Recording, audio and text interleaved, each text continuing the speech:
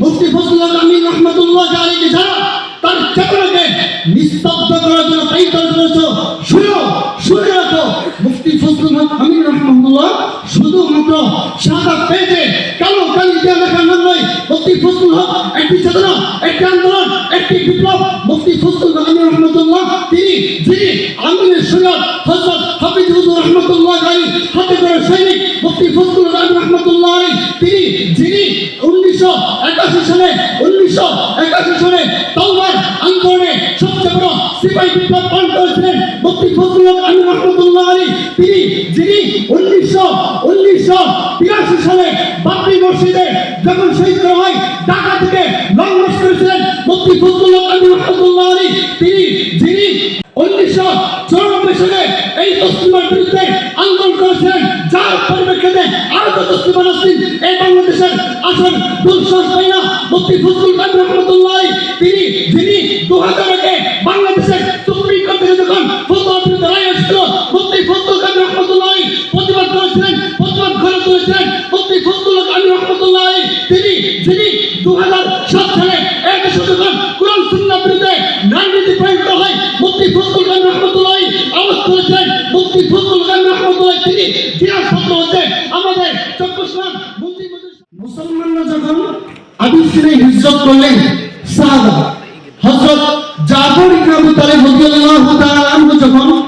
নাজাশীর বাদশার সামনে গিয়ে বললেন, ওহে নাজাশীর বাদশা, আমরা মূর্তি পূজা করতাম, আমরা এক আল্লাহ উপাসনা করতাম না, আমরা একত্ববাদ বলতে বিশ্বাস করতাম না, অথবা রাসূল আমাদেরকে শিক্ষা দিলেন লিমানিল মুলকু ইয়াউম লিল্লাহিল ওয়াহিদিল কাহ্হার, আমরা আমাদের নারীদের সম্মান করতাম না, রাসূল আমাদেরকে শিক্ষা দিলেন আল জান্নাতু তাহতা আকদামিল উম্মাহাত, আমরা শিক্ষা সংস্কৃতি বলতে কিছুই জানতাম না, রাসূল আমাদেরকে শিক্ষা দিলেন তালাবুল ইলমি ফরিজাতুন আলা কুল্লি মুসলিম ওয়া মুসলিমা। ওহে নাজাশীর বাদশা, শুধু এতটুকু নয়, আমরা নিজেদের মধ্যে কলহ বিদ্রোহ লেগেই থাকতাম। রাসূল আমাদেরকে শিক্ষা দিলেন ইন্নামা জাযাউল লাযীনা ইউহারিবুনা আল্লাহ ওয়া রাসূলাহু ওয়া ইয়াসআউনা ফিল আরদি ফাসাদা। ঠিক যখন এই বাংলাদেশে কোরআন সুন্নাহ বিরোধী আইন প্রয়োগ করা হয়, যখন এই সুপ্রিম কোর্ট থেকে ফতোয়া বিরোধী রায় দেওয়া হয়, ঠিক তখনই মুজাহিদুল মিল্লাত মুফতি ফজলুল আমিন রাহিমাহুল্লাহ আপসহীন বিপ্লবীর ভূমিকায় এই বাংলাদেশের মুসলমানদের ঈমানের পাহারাদারিত্ব করেছেন। মোহতারাম হাজির, শুধু এতটুকু নয়, অপ্রাসঙ্গিক হলেও ছোট একটি কথা বলে আমি আপনাদের কাছ থেকে বিদায় নেব। বর্তমান সমাজে খুন গতকাল আমরা দেখেছি আমাদের জুলাই যোদ্ধা ওসমান হাদির উপর হামলা হয়েছে। শুধু ওসমান ভাইয়ের হামলা নয়, আমাদের তরুণ সমাজকে, তরুণ যুবকদেরকে যারা নেতৃত্ব দিতে চায় তাদেরকে স্তব্ধ করার জন্য পাইকারি করেছে। বর্তমান সমাজ যখন গুম দর্শনের মধ্যে আহত হয়, আমার এজেন্সির ভাইরা এখন তুমি গুগলে সার্চ করে দেখো, চীনে দর্শকের শাস্তি হচ্ছে দ্রুত মৃত্যুদণ্ড, বিশেষ ক্ষেত্রে তার পুরুষ সঙ্গে ছেদ দেওয়া হয়। সৌদি আরবে প্রকাশ্য মৃত্যুদণ্ড, আরব আমিরাতে সৌদিরামতে মৃত্যুদণ্ড, মিশরে ফাঁসিতে দর্শকের মৃত্যুদণ্ড, ইরানে দর্শকে পাথর নিক্ষেপ করে মৃত্যুদণ্ড, গ্রিসে দর্শকে আগুন ছেড়ে মৃত্যুদণ্ড, মঙ্গোলিয়ায় দর্শকের পরিবারে হতে দর্শকের মৃত্যুদণ্ড। আর আমার বাংলাদেশে এই দেশে দর্শিত মা বোনের চোখের পানি শুকিয়ে যায়, এই বাংলাদেশের দর্শকের কোনো বিচার হয় না। অপ্রাসঙ্গিক ভাবে বলছি, মুফতি ফজলুল আমিন রাহমাতুল্লাহ আলাইহি যারা তার চেতনাকে নিস্তব্ধ করার জন্য তাইত করেছে, শুনে রাখো মুফতি ফজলুল আমিন রাহমাতুল্লাহ শুধুমাত্র সাদা পেজে কালো কালি দিয়ে লেখা নাম নয়। মুফতি ফজলুল হক একটি চেতনা, একটি আন্দোলন, একটি বিপ্লব। মুফতি ফজলুল আমিন রাহমাতুল্লাহ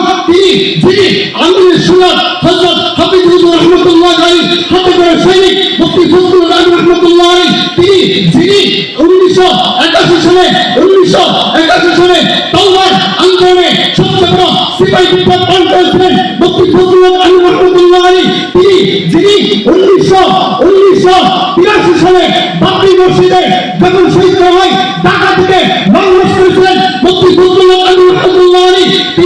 যিনি 1994 সালে এই তসলিমার বিরুদ্ধে আন্দোলন করেছিলেন, যার পরিপ্রেক্ষিতে আরো তসলিমা নাসরিন এই বাংলাদেশের আসল দুঃসাহস পাই না। মুফতি ফজলুল আমিন রাহমাতুল্লাহ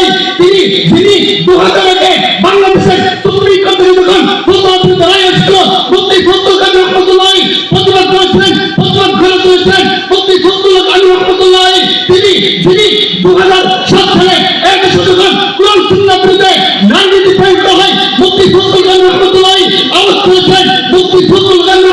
তিনি জিয়ার পত্র হচ্ছে আমাদের চক্রস্থান মুফতি মজুর সাহেব আল্লামা মুফতি সাকাত হোসেন নদী সাহেব মুফতি ফজলুল্লাহ আলী রহমাতুল্লাহ আছেন তিনি আমার একজন ব্যক্তি